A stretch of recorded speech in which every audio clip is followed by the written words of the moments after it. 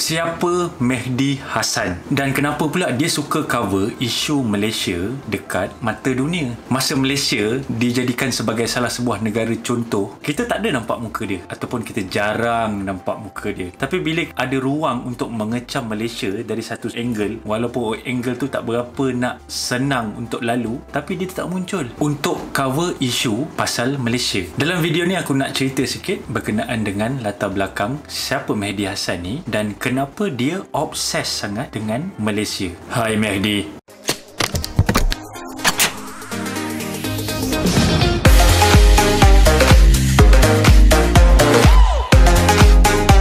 Assalamualaikum and hi guys, apa khabar korang semua? Aku harap korang sihat walafiat di luar sana. And kepada sesiapa yang dah subscribe channel ni, aku doakan semoga rezeki korang bertambah-tambah dan segala urusan korang dipermudahkan. Dan kepada siapa yang baru jumpa channel ni, nama aku Nome dan aku harap korang boleh subscribe channel ni untuk korang updated dengan video-video aku pada masa akan datang. Dah, jom kita start dengan konten video aku untuk kali ni. Baru-baru ni kecoh berkenaan dengan isu laporan dokumentari Al Jazeera yang dilihat memberikan informasi secara separa masak dan bias. Banyak butiran seperti ini mendorong orang lain, terutamanya orang luar daripada Malaysia, nampak yang Malaysia ni seperti zalim dan tidak adil. Tapi berkenaan dengan isu video ni, aku akan kupas dalam video aku yang berasingan. Cuma dalam video ni aku nak fokus konten aku untuk Mehdi Hasan. Untuk pengetahuan korang, Mehdi Hasan ni bukan wartawan yang terlibat dengan dokumentari ini. Menurut biodata dia di Wikipedia, dia ni berketurunan India yang beragama Islam, adalah seorang wartawan politik warga negara British. Dia famous dengan program Al Jazeera, English show, Head to Head and Upfront. Kejayaan dia ni memang penuh dengan kontroversi, terutamanya di Timur Tengah, di negara-negara sana yang kebanyakannya ideologinya menangani keganasan yang berlaku berasal daripada radikal Islam.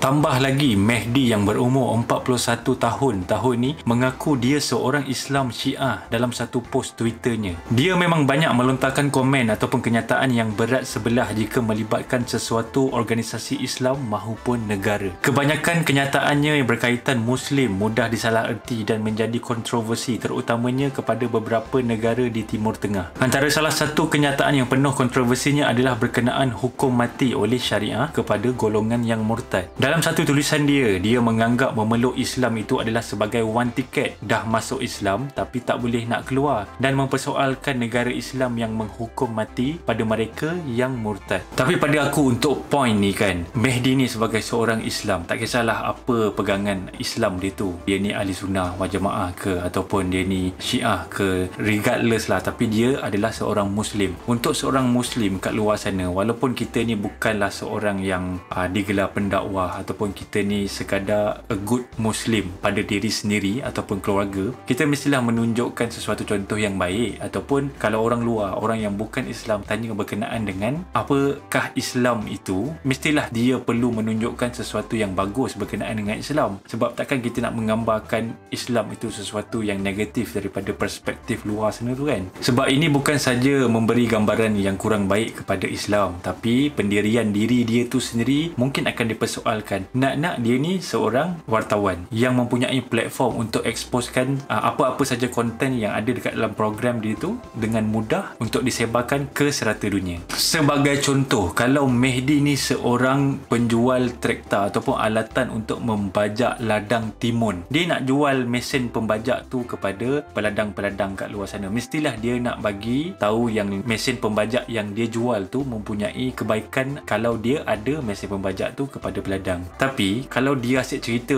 ada masalah aja dengan mesin tu, macam mana dia nak jual mesin pembajak untuk ladang timun dekat peladang-peladang kat luar sana tu? Kepala timun dia. Tapi itu contoh.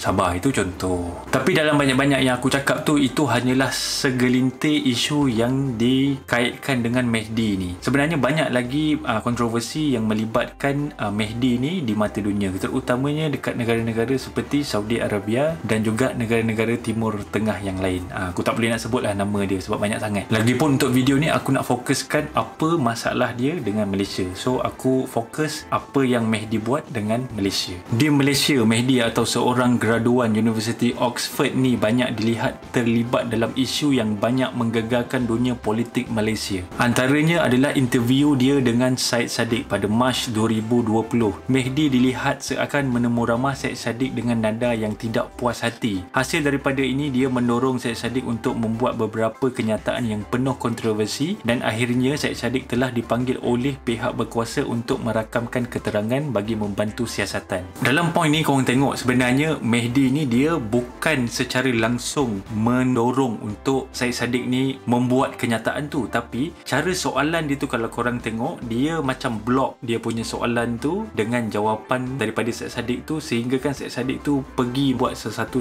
kenyataan yang agak akan mengusik sesetengah pihak. Untuk aku pendekkan cara untuk korang faham, Mehdi tanya soalan, dia akan tanya satu, jawab Syed Saddiq satu, lepas tu dia akan tanya lagi supaya dia akan memblok information tu supaya jawapan Syed Saddiq tu akan mendorong kepada benda yang dia hendak tuju. Mungkin dia akan mulakan soalan tu dengan soalan yang lain, tapi pada akhirnya perbualan dorang tu akan membawa kepada satu destinasi cerita yang dia hendak tujukan, yang selalunya destinasi itu yang akhirnya akan mempersoalkan sesuatu parti ataupun organisasi. Selain itu, interview pada 2018 dengan Datuk Seri Anwar Ibrahim. Interview ini lebih kepada menceritakan hukuman penjara Datuk Seri Anwar berkenaan kesalahan liwat. Selain itu, dalam temu ramah itu juga menyentuh berkenaan kesalahan hukum sebat di Terengganu berikutan kesalahan hubungan intim antara perempuan dengan perempuan. Untuk poin ini, pada masa interview itu kita dapat tahu yang Datuk Seri Anwar ni telah berada dalam blok kerajaan. Tapi kalau korang tengok pada masa ni, walaupun Datuk Seri Anwar tu dalam blok kerajaan, dia sebenarnya boleh bertanyakan banyak lagi soalan berkenaan dengan isu-isu dalam Malaysia ni yang boleh membangunkan ataupun memberi impak positif kepada Malaysia hasil daripada interview itu. Tapi kalau korang tengok balik interview antara Datuk Seri Anwar dan Mehdi ni, kebanyakan soalan tu hanyalah berkaitan dengan sejarah silam. Maksudnya masa Datuk Seri Anwar ni di plot pembangkang.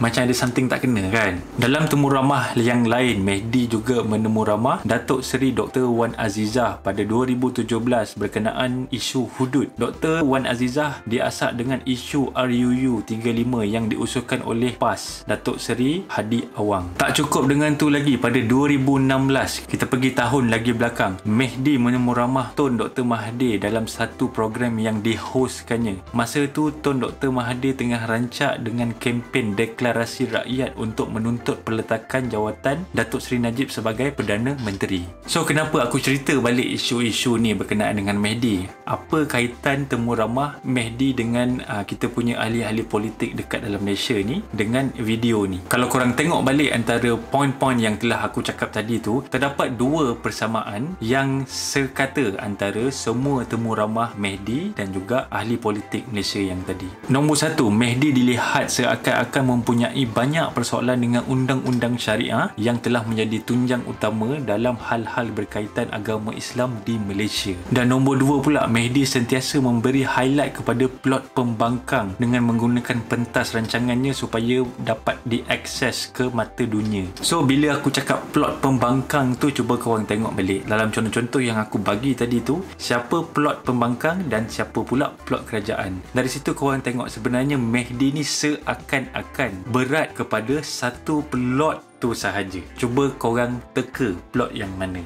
Plot ni dia pernah jadi pembangkang dan dia juga pernah jadi kerajaan. Cuba korang komen kat bawah siapa dorang. Tapi poin aku untuk video ni sebenarnya, aku tak cakap yang Mehdi ni sebenarnya dia melakukan kesalahan dengan membuat isu ataupun konten di dalam Malaysia ni. Cuma apa yang aku persoalkan, kenapa dia obses sangat dengan Malaysia, padahal banyak lagi negara lain dekat luar sana tu dia boleh jadikan konten. Dan kenapa dia punya konten tu macam tak berapa favor kepada sesetengah pihak. Pendek kata, kenapa dia tak fair and square. And seperti kita tahu, dalam dunia kewartawanan ni, kita hanya melakukan apa yang telah diarahkan oleh kita punya, boleh kata pegawai atasan lah kan. Apa yang bos suruh buat, itu yang kita kena buat. Atau mungkin si Mehdi ni tak senang ke kalau Malaysia ni mempunyai keseimbangan antara ekonomi, pembangunan dan juga agama. Tapi benda ni sebenarnya sebenarnya general. Aku bukannya nak pinpoint kepada sesiapa, terutamanya Mehdi. Cuma apa yang aku nak korang tahu, yang Mehdi ni memang banyak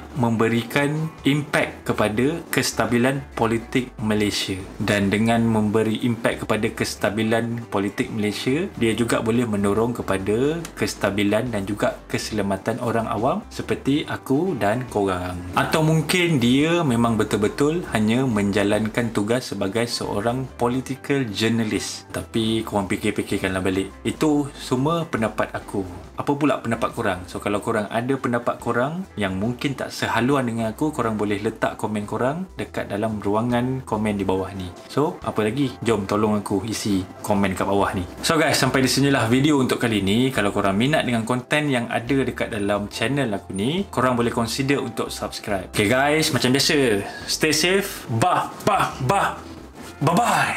Assalamualaikum.